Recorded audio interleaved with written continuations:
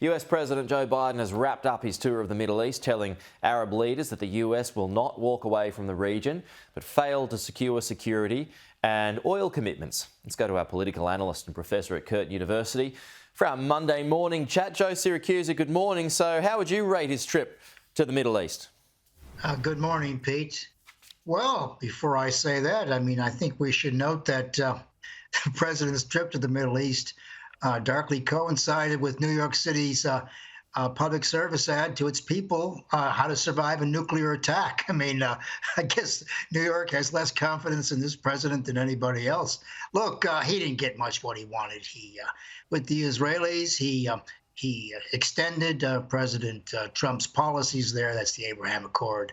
He's not going to be moving any embassies or anything like that. He continues to disappoint the Palestinians. There's lip service to the two-state solution, but there is going to be no two-state solution. In fact, Pete, there's as much chance of that as Texas going back to Mexico.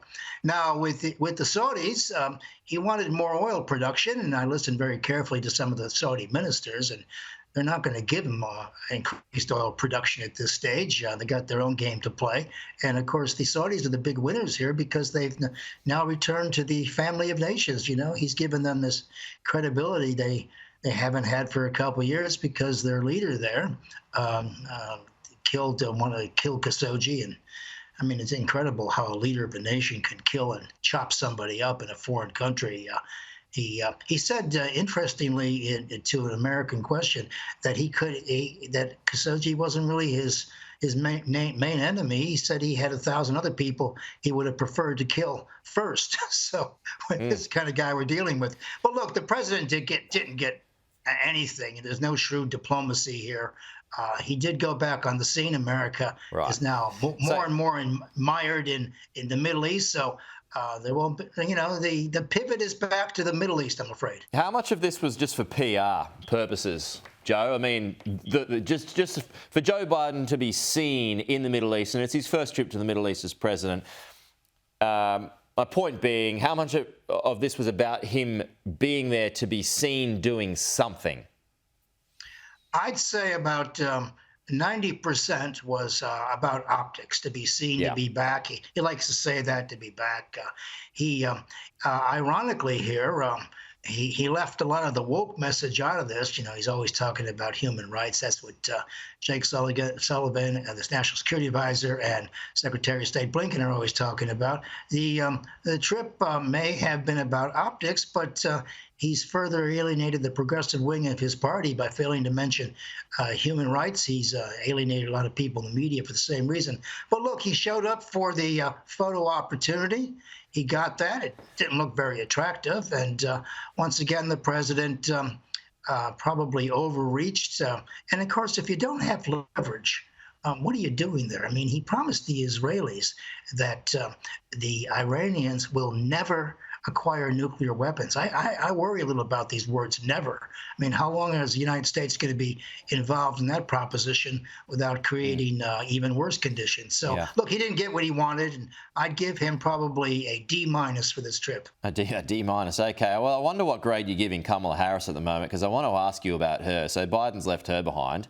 And she was talking about expanding access to transportation last week, and I'm reading a quote here. She says, you need to get to go and need to be able to get where you need to go to do the work and get home.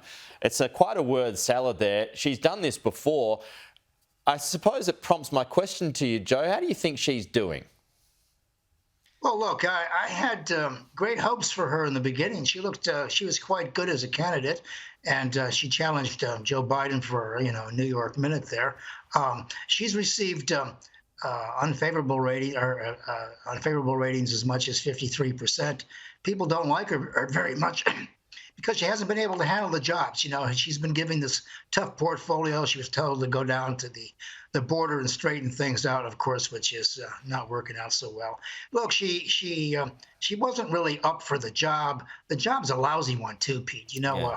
FDR's vice president once called the vice president's job as likable as a pitcher of spit. She's got a really tough job, and she didn't do a very good thing. Well, Greg Sheridan called her the worst VP since Quayle. How do you feel about that comment?